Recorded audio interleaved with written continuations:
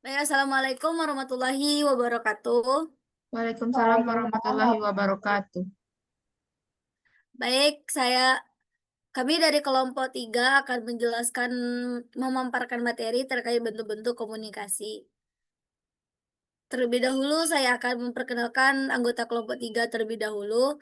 Yang pertama ada Gina Rodatul Jannah dengan NIM 230422284. Kemudian ada Hawa Dwi Fitrisia yaitu dengan NIM 230422291. Dan ada saya sendiri, Dia Yendari dengan NIM 230422030.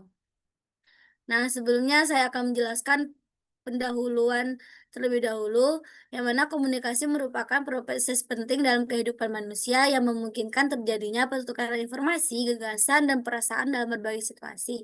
Setiap individu tidak pernah lepas dari aktivitas komunikasi, baik secara sadar maupun tidak. Karena melalui komunikasi, manusia dapat membangun hubungan sosial, menyampaikan maksud, serta memahami orang lain dalam praktiknya.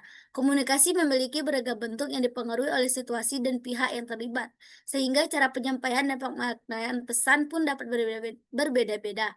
Oleh karena itu, pemahaman terhadap berbagai bentuk komunikasi menjadi penting agar proses interaksi dapat berlangsung secara efektif dan tujuan komunikasi dapat tercapai dengan baik. Kemudian terkait bentuk-bentuk komunikasi. Yang pertama ada komunikasi interpersonal, yang mana komunikasi interpersonal atau biasa juga dikenal dengan komunikasi interpribadi merupakan komunikasi yang berlangsung secara internal dalam diri seseorang. Dengan demikian, komunikasi interpersonal dapat dikaitkan sebagai komunikasi seseorang dalam dirinya sendiri. Untuk memahami konsep komunikasi interpersonal, maka komunikasi harus dimaknai sebagai aktivitas yang kompleks yang tidak sekedar aktivitas lahiriah, yaitu yang dapat diamati secara kasat mata. Komunikasi juga berlangsung dalam diri sendiri, terutama di saat seseorang menyampaikan pesan tertentu yang akan dikomunikasikannya. Kemudian, manusia bisa menjadi objek bagi dirinya sendiri melalui penggunaan simbol dalam komunikasi. Proses komunikasi dimulai dengan feedword, yaitu menjanjikan situasi dan karakter lawan bicara. Dilanjutkan dengan penyusunan pesan atau echoing. Echoing adalah proses saat komunikator menyiapkan pesan dan berdialog dengan dirinya sendiri. Setelah itu komunikasi melakukan decoding untuk merenung dan menilai pesan. Kemudian menjelaskan bahwa komunikasi interpersonal adalah transaksi simbol dalam diri individu dan selalu ada dalam konteks komunikasi lain seperti interpersonal, kelompok, atau massa.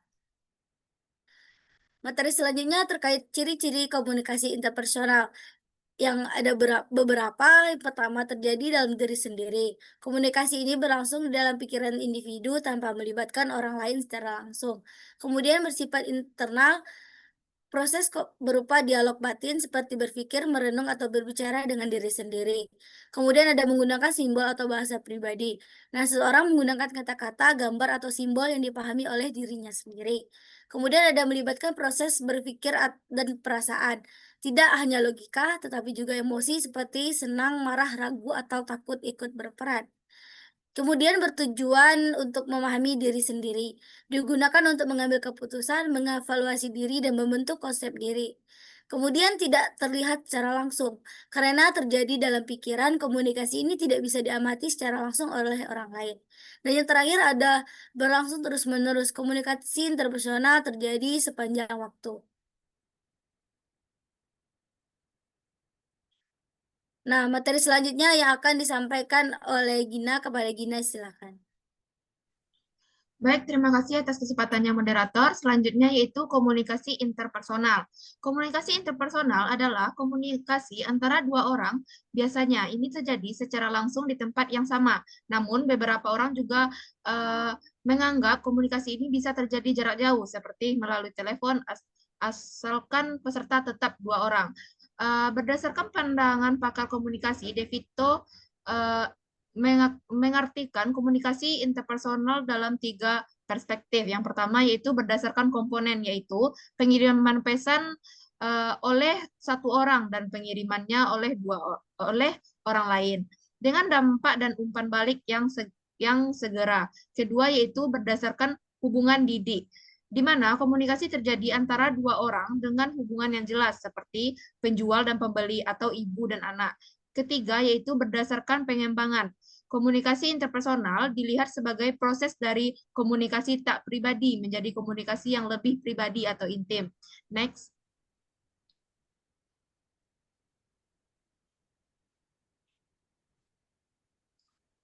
Next, moderator.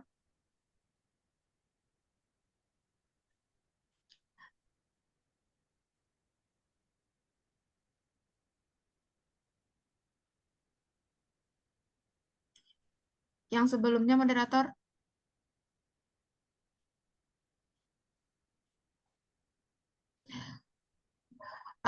Burnlund 1968 menjelaskan 5 ciri komunikasi interpersonal. Pertama yaitu ada kesepakatan pandangan antara dua orang atau lebih. Ini diperlukan untuk komunikasi yang efektif. Yang kedua yaitu kesepakatan ini mengarah pada interaksi yang dapat terputus dalam interaksi. Setiap peserta mengirim dan menerima sinyal. Komunikasi ini biasanya tatap muka dan melibatkan semua panca indera.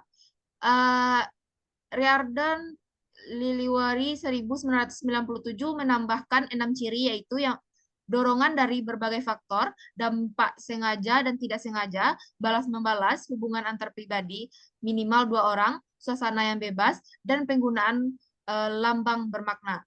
Next. Selanjutnya yaitu ciri-ciri komunikasi interpersonal. Yang pertama ada melibatkan dua orang atau lebih. Yang kedua terjadi secara langsung atau tatap muka atau melalui media. Yang ketiga ada proses saling memberi dan menerima pesan. Keempat bersifat timbal balik atau dua arah. Yang kelima melibatkan emosi dan hubungan antar individu. Yang keenam menggunakan bahasa verbal dan nonverbal. Yang ketujuh yaitu bertujuan membangun hubungan atau saling memahami. Next. Ketika membahas komunikasi kelompok, selanjutnya itu bentuk komunikasi yang ketiga yaitu komunikasi kelompok. Ketika membahas komunikasi kelompok, kita sering memahami istilah ini sebagai komunikasi di dalam sebuah kelompok. Definisi ini benar menurut Alvin A. Goldberg dan Charles Larson. Komunikasi kelompok adalah studi tentang interaksi individu dalam kelompok kecil.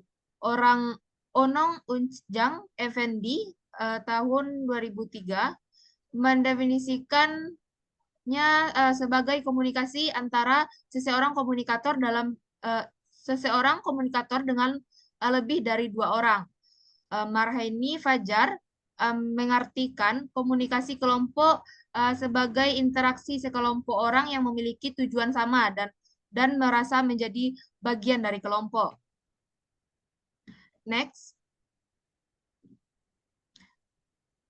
Dari beberapa definisi tersebut, komunikasi kelompok teridentifikasi beberapa kriteria yang dapat mengkategorikan peristiwa komunikasi sebagai komunikasi kelompok. Kriterianya meliputi jumlah orang yang minimal 3 orang, isi pesan terkait kelompok, pesan lebih terstruktur dibanding komunikasi interpersonal, hubungan antar anggota memiliki ikatan emosional, dan tujuan komunikasi untuk mencapai kesepakatan kelompok.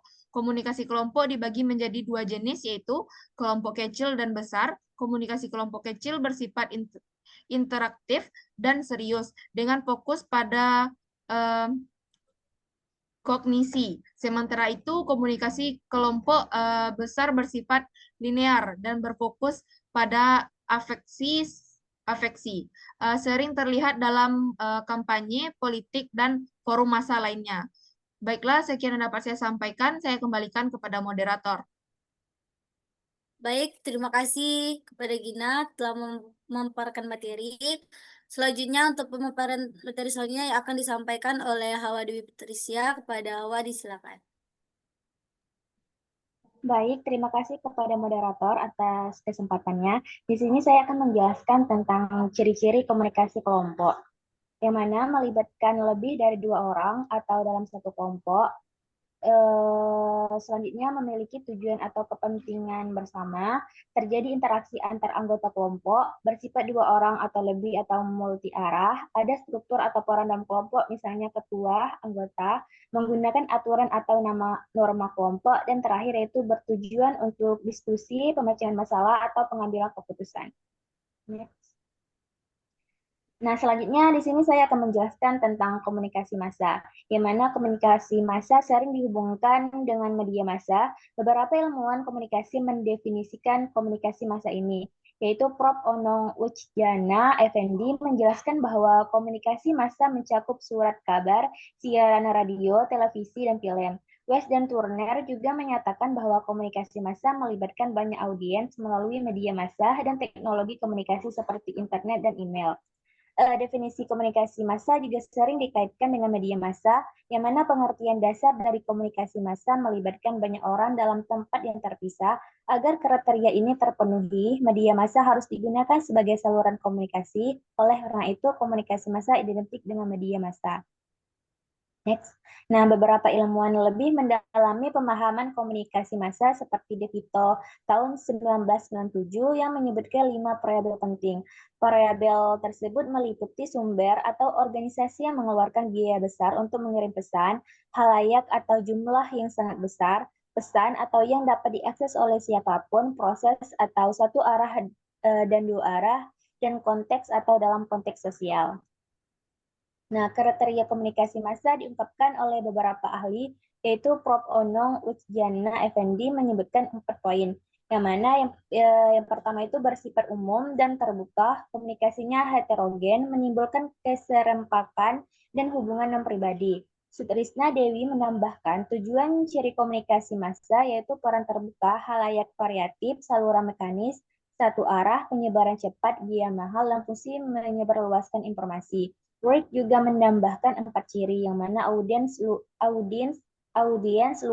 luas dan anonim, pesan serempak dan sementara, serta komunikator dari organisasi kompleks. Komunikasi massa muncul belakangan, memberi dampak besar pada kehidupan sosial, membatasi hubungan antara pribadi, dan menciptakan kultur homogen.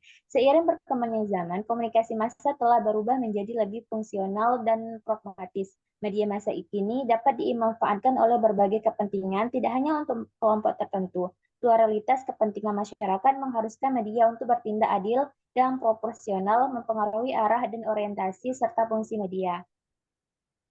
Nah, dalam pandangan lain, media massa adalah organisasi kompleks yang menghasilkan alat komunikasi seperti surat kabar, majalah, stasiun TV, dan radio. Lembaga lain yang terkait dengan media massa meliputi kantor berita, sindikat, biro iklan, departemen hubungan masyarakat, perusahaan hubungan masyarakat, dan lembaga riset. Istilah pers ini mencakup surat kabar, majalah, radio, dan TV, serta lembaga pembantu yang mengumpulkan informasi. Definisi pers juga telah berubah seiring waktu. Istilah ini bisa merujuk pada media cetak atau jangkauan peliputan yang mencakup pers internasional, nasional, regional, dan lokal. Jadi media massa adalah saluran atau alat dalam menyampaikan pesan atau informasi kepada massa atau halayak banyak, dengan ciri khasnya yang mempunyai kemampuan untuk memikat perhatian halayak secara serempak dan secepat mungkin. Nah, selanjutnya itu saya akan menjelaskan tentang ciri-ciri komunikasi massa. Yang mana yang pertama itu ada komunikator, biasanya suatu lembaga media massa. Hubungan antara komunikator dan pemirsa bukan bersifat pribadi, menggunakan media massa, mediumnya dapat digunakan oleh orang banyak, dan terakhir itu komunikasi adalah massa yang bersifat heterogen. Baiklah, itu saja penjelasan materi dari saya kembalikan kepada moderator. Baik, terima kasih kepada Hawa yang telah memaparkan materi. Nah, dari pemaparan materi yang telah saya dan teman-teman kelompok 3 sampaikan, maka dapat diambil kesimpulannya, yaitu dari komunikasi memiliki berbagai bentuk yang berbeda sesuai dengan jumlah perilaku, tujuan, dan proses yang terjadi. Komunikasi interpersonal terjadi dalam diri individu sebagai proses berpikir dan memahami diri. Komunikasi interpersonal berlangsung antara dua orang dengan interaksi timbal balik. Sedangkan komunikasi kelompok melibatkan lebih dari dua orang dengan tujuan bersama dan interaksi yang lebih terstruktur. Sementara itu, komunikasi massa melibatkan khalayak luas melalui media massa dengan karakteristik penyebaran pesan yang cepat dan bersifat umum. Dengan memahami perbedaan setiap bentuk komunikasi tersebut, kita kita dapat menyesuaikan cara berkomunikasi secara lebih efektif sesuai dengan situasi dan kebutuhan. Baik, itu saja pemaparan materi dari kelompok 3. Jika ada salah kata kami mohon maaf. Diakhiri dengan Assalamualaikum warahmatullahi wabarakatuh. Waalaikumsalam warahmatullahi wabarakatuh. Wabarakatuh.